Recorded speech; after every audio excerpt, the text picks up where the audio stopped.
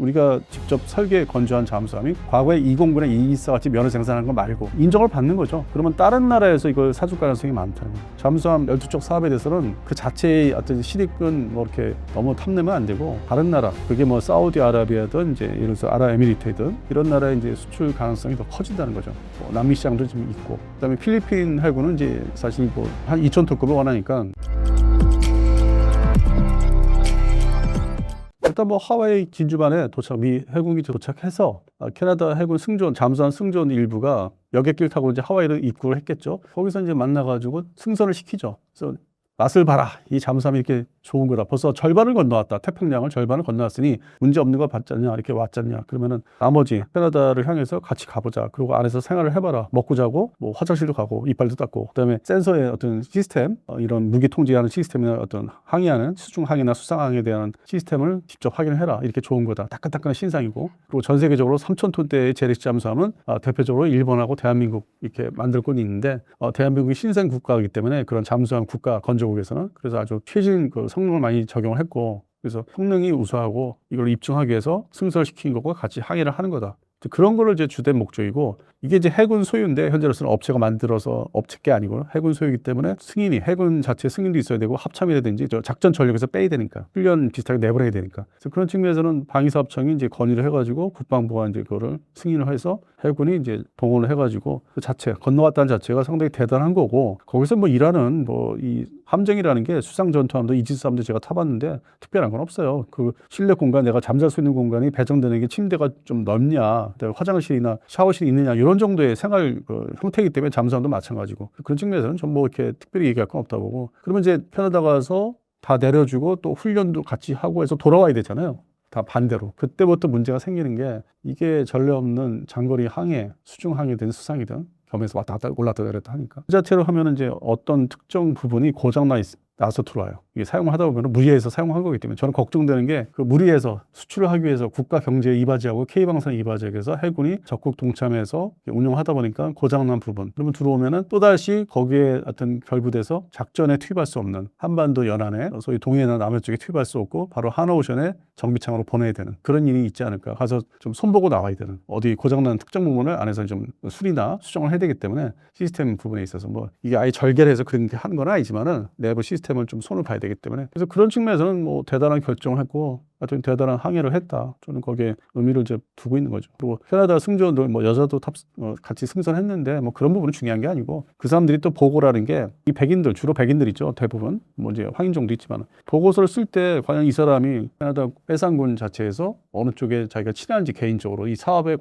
연결돼서 독일 측하고 친한 사람들이 있을 거고, 알게 모르게 그 사람들이 따라서 보고서가 조금 달리 나갈 수도 있고 위로 올라가는 게, 그래서 그런 측면이 오히려 더 걱정이 되죠. 그 사람들이 그 안에서 뭐 에피소드가 중요한 게 아니라 보고서를 제대로 정직하게 잘 써주느냐, 우리한테 유리하게, 그런 부분이 이제 작용을 하는데, 우리가 세세하게 알 수는 없을 거예요. 자기들이 입단속을 스스로 또 하거나 말을 또 안 하니까 다 이렇게 해서 보고서 넘기는 거니까, 디지털에서 넘기거나. 독일 잠수함은 유리하게 갈 수도 있고 단 0.1점 뭐 이렇게 하더라도, 그래서 그런 부분이 오히려 좀 걱정이 되더라고요. 태웠다는 게 중요한 거는 뭐 그렇게 아닌 것 같고, 우리가 건너갔다는 건 중요하고 좀 다르게 좀 보고 있습니다.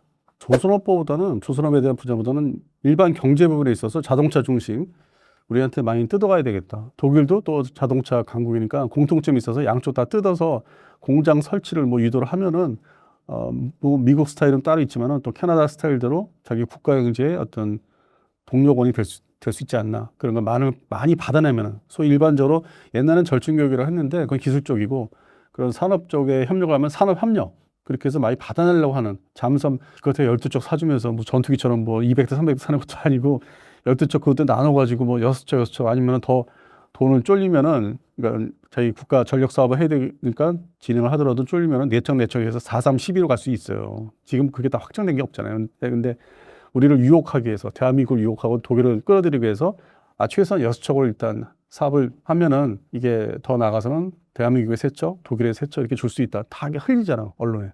그러니까 사업에 계속 참여해서 남아있어라, 경쟁해라. 근데 이게 전통적으로 나토 국가들을 보면은, 특히 뭐 영국이 그랬는데 앵글로색슨 국가들, 뭐 호주도 그렇고, 사실 옛날에 뉴질랜드도 그렇고 캐나다도 그렇고 무기 조달이 있어서, 그 당시에는 이제 유럽과 미국 중심의 무기 조달을 했는데, 옛날에 또 이런 식으로 유혹해가지고 사업을 또 가다가 쓰고 뭐 조건 까다롭게 하고 해가지고, 소위 5국가인데 영어로 쓰는 5국가잖아요. 미국, 그다음에 영국이 있고, 그다음에 호주, 뉴질랜드, 캐나다인데 얘네들이 그 장난을 많이 쳤던 과거사가 있기 때문에 저는 이 사업이 발제가 됐을 때 그렇게 뭐 대단한 게 아닌 뭐 좀 힘들어했어요. 뭐 되면 좋지.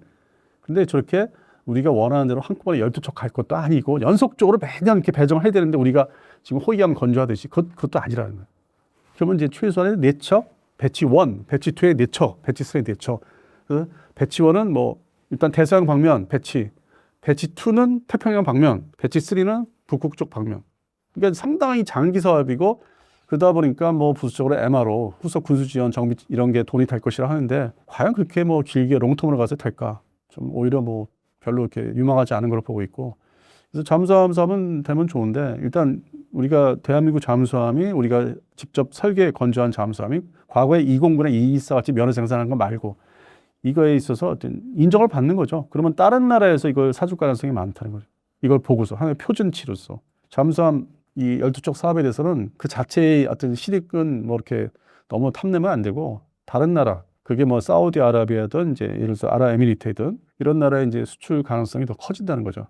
다른 2차, 3차 뭐 남미 시장도 좀 있고 앞으로 좀 가면 갈수록 그다음에 필리핀 해군은 이제 사실 뭐 한 2,000톤급을 원하니까 그거는 좀 더 규모가 작은 잠수함이고 그리고 이제 캐나다의 방산 수출 현재로서는 된 게 없기 때문에 실제 우리한테 실익, 이익을 많이 주는 거는 우리 대상 국가 중에서 폴란드는 당연하고요. 나머지 나라에 있어서는 여러 가지 골고루 항공 분야라든지 해상 분야 이런 데서 이익을 주는 나라는 제일 가까운 지역에 가까운 필리핀이에요. 필리핀이 사실 우리한테 아직은 상당히 효자 국가고 방산에 있어서 우리한테 밀착돼 있고 딴 데 눈을 그렇게 많이 돌리는 편은 아니고 그래서 그런 측면에서는 캐나다 사업에 대해서는 빨리 결론을 났으면 좋겠는데 얘네들이 6월 말까지라고 또 거짓말을 했어요. 근데 전통적으로 백인 국가들은 그렇게 서둘러서 안 해요. 사업을.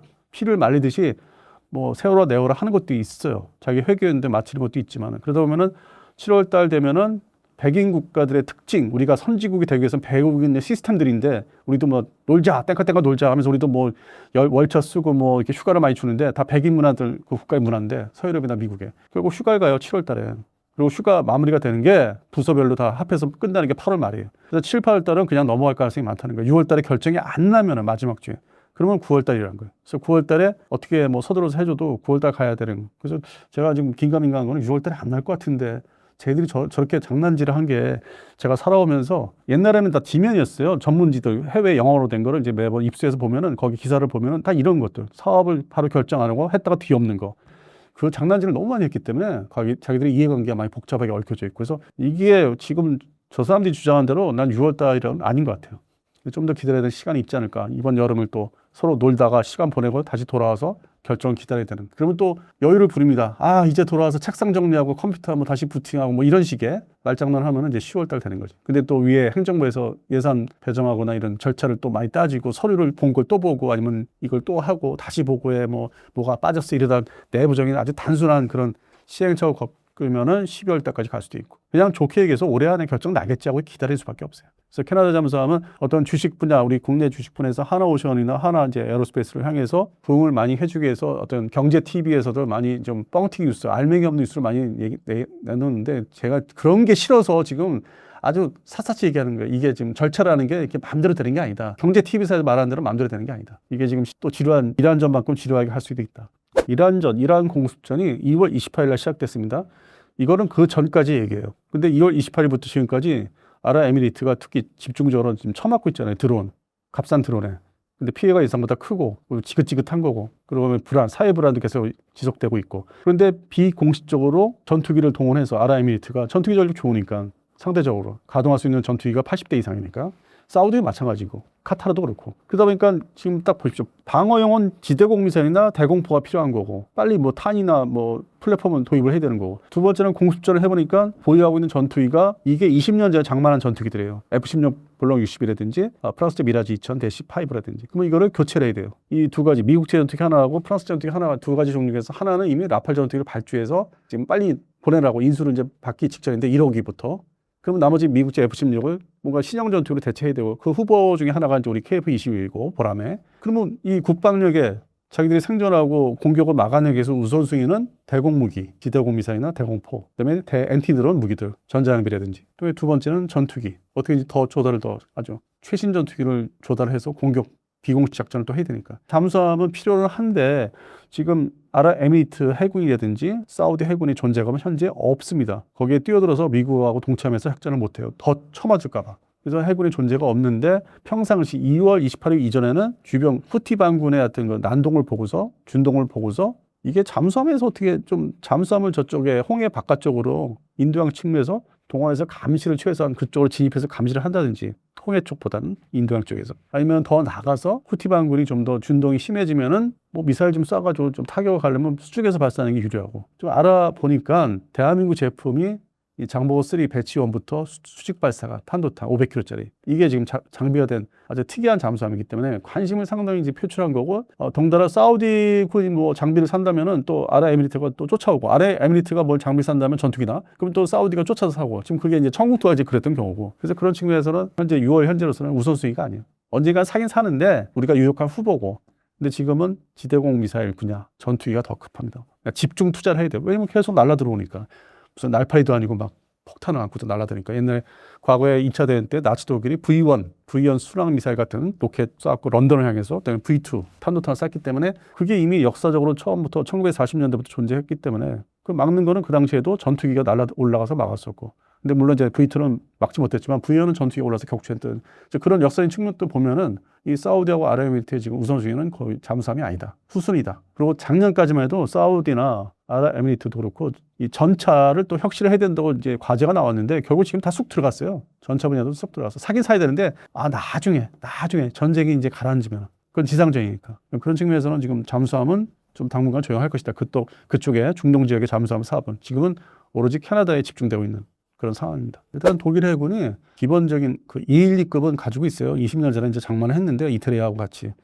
근데 그거를 독일의 해군의 우선순위는 잠수함보다는 이 패전국이기 때문에 그 잔재가 남아 있어서 미국의 눈치도 보고 러시아의 눈치를 좀 보는 게 있어요. 자기 드러내놓고 얘기는 하는 것도 없고 언론에서 얘기는 안 하는데 자기 검열에 의해서 잠수함은 유보트로 이름을 날린 나라이기 때문에 잠수함은 기본적인 나토군의 일원으로서 최소한 전력만 갖고 있는 거고 이태리군도 좀 그런 편인데 우선순위가 이제 수상전투함, 호위함, 그것도 이지스급의 호위함을 빨리 확보를 해서 탄도탄 나눠 방어전, 공격전이 아닌 방어전을 나토군의 일원으로서 좀 그 발트해 그쪽에 러시아를 접하고 있는 발트해에서 막아줘야 되는 어떤 책임을 지고 있기 때문에 독일 해군은 지금 수상전투함은 이제 120 시리즈가 있어요. 뭐 120 시리즈든지 시리즈를 계속 내놓고 있는데 점점 커지고 있죠. 일본도 좀 그런 편인데 이지스급 그쪽으로. 그래서 우선순위 배정은 글로 하고 있고 1, 2의 개량령을 나중에 이제 도입하는 걸로. 그래서 설계도는 있어도 완성된 물건이 우리나라 같이 우리는 이제 해군의 어떤 수요에서 만들어서 가지고 있기 때문에 이거를 만들어서 팔 수 있다. 주문을 하면은 이거 그대로 좀 변형해서 줄 수 있다고. 그래서 지금 건너간 거고 이거야 이 물건이야.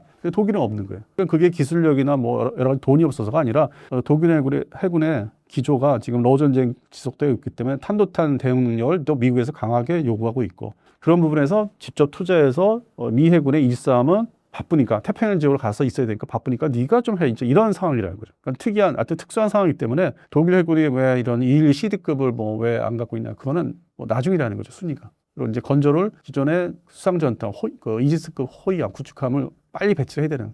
미사일도 도입해야 되고. 그래서 우선순위가 마치 중동의 사우디나 아랍에미리트처럼 좀 그런 비슷한 상황이 접해있기 때문에 실제 물건을 이제 만들어서 독일 해군이 가지고 있지도 않지만은 그렇게 할 수 없는 게 그런 차이점이 있는데 그러다 보니까 독일 쪽에 뭐 이제 TKMS가 업체지만은 독일 정부에서는 자동차 분야가 또 강국이니까 캐나다한테 뭐 이렇게 여러 가지 좋은 걸 주겠다고 이제 산업 협력을 얘기하니까 우리도 동시에 한 거고 캐나다에서는 둘 다 똑같이 내놔 이제 이러면서 지금 경쟁을 시키고 있고 이 여름 휴가는 갔다 와야 되고 우리만 이제 아주 마음고생을 하는 거죠. 독일도 마찬가지일 그 TKMS가 야, 씨 휴가는 휴가인데 알겠는데 나도 갔다 올 건데 그것도 가을로 가는 거지 이럴 수 있다는 거죠. 우리 마음대로 되지 않아요 지금. 이게 이제 조만간 결정 나서 뭐 이제 한쪽은 웃고 한쪽은 뭐 울 수 있고 아니면 둘 다 뭐 이 정도 만족하지 할 수 있는 나는 분할 발주할 수 있는데 이게 처음에 작년 기준 25년도 기준으로 보면은 그때 아주 뭐 장대했잖아요. 뭐 12조 우리가 다 먹을 수 있다고 이게 돈이 60조 하는데 이게 더 나아가서 또 뻥튀기 하니까 80조 사업이야 또 이런 얘기도 나오고 지금 언론에서 점점 이 금액이 커지잖아요. 그러니까 끌어들이기 위해서 더 부풀리는데